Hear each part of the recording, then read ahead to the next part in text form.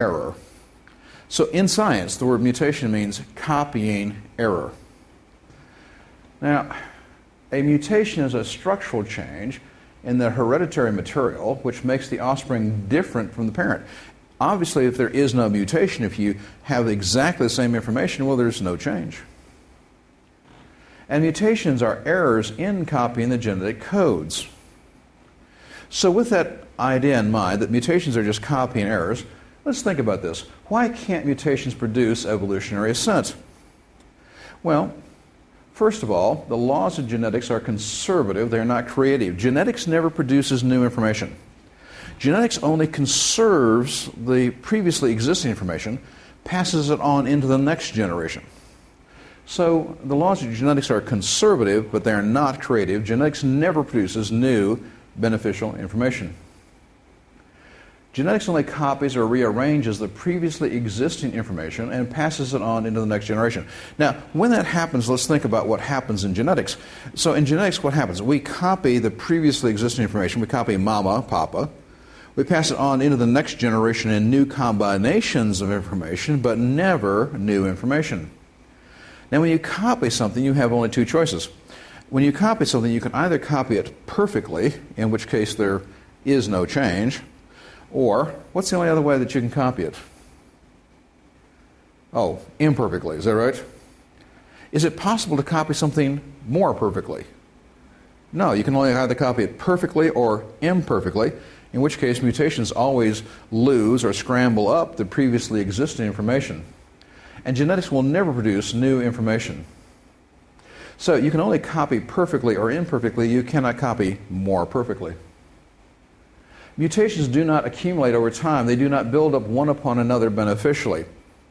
Charles Darwin actually struggled with this, even though he didn't know anything about genetics. But in his evolutionary theories, he was saying the human eye was one of the most wonderful, marvelous mechanisms in the universe. And I'm paraphrasing him, but he said basically this: it would take 1 million additive beneficial mutations to go from a cell that had the sensitivity to light to getting to a functioning, working human eye. And he himself argued, and he said, what benefit would there be to have a creature that had 512,372 additive beneficial mutations, but was still only halfway to a working eye? Because after all, what benefit is it to a creature to have a partially formed organ or structure? But Charles Darwin's false conclusion was this. He said, but it must have happened because we have eyes. Well, that's a great faith statement, but it's not science. Mutations do not create new organs. They only modify existing organs or structures. Mutations lose information, not gain it. Mutations lead to the wrong kind of change. Now, every one of you knows that what I'm saying is absolutely true. Let me give you a simple little example. What if I were to go down into the audience, and let's just say I go over here on that end. We know that that gentleman right over there, well, he's a stalwart, upright member of the community, never told a lie in your entire life, correct, sir? Seems like this is a little sort of a hard sell right here, sir. Don't say anything. Now, if I were to tell him for 5 minutes a story which nobody else in the room could hear, and then I asked him to repeat that story exactly, verbatim, exactly word for word as I told it to him, to her, and then her to her, and then her to him to her, and I go all the way across here, and finally I get over on that end, and I ask her to tell me the story that I told him. How many of you will agree you won't even recognize the country it occurred in? Hello? What happened to the story? Mutations. Copying errors. Is that correct?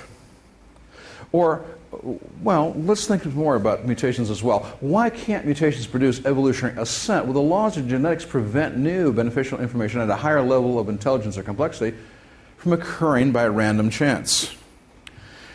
Think with me for a minute. We copy the previously existing information. You can either copy it perfectly or imperfectly, but not more perfectly. So there is no opportunity to add new beneficial information. Evolutionists will counter with this argument. They will say, well, you see, that's true, but while on Earth things are decaying, but you see, the sun, you see it's the sun. The sun's producing all this light and energy going everywhere and so forth, and the Earth just happens to capture a little bit of that energy.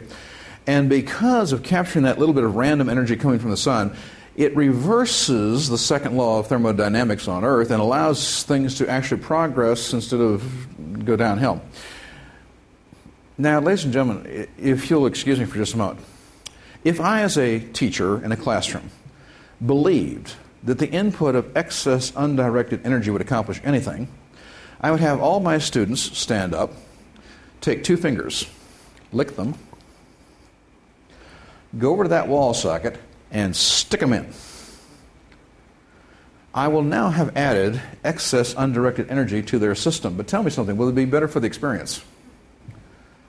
Oh, come on. Assuming they survive, they're only going to get 2 things out of this little experiment. The first is, don't ever do that again. And the second thing is, their nervous system will never be quite the same again. But think with me. Adding excess undirected energy to a system will destroy the system. For example, in my presentations, I use laptop computers, I use video projectors, but they're made to be used anywhere in the world. I can plug them into a 110, a 220, a 50 cycle, a 60 cycle, it makes no difference. I can use it in Japan, Russia, South Africa, I do it all the time. But I have a desktop computer at home.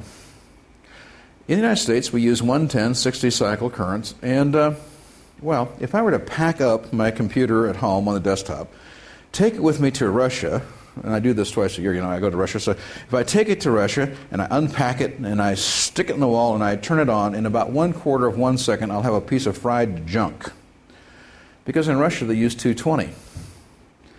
Well, what happened? My computer was destroyed because I added excess undirected energy.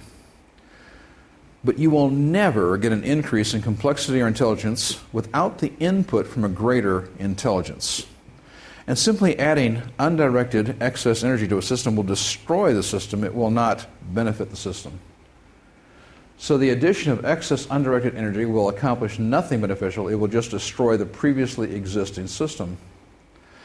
You will never get a beneficial increase in intelligence or complexity without the input from a greater intelligence. Again, why can't mutations produce evolutionary ascent?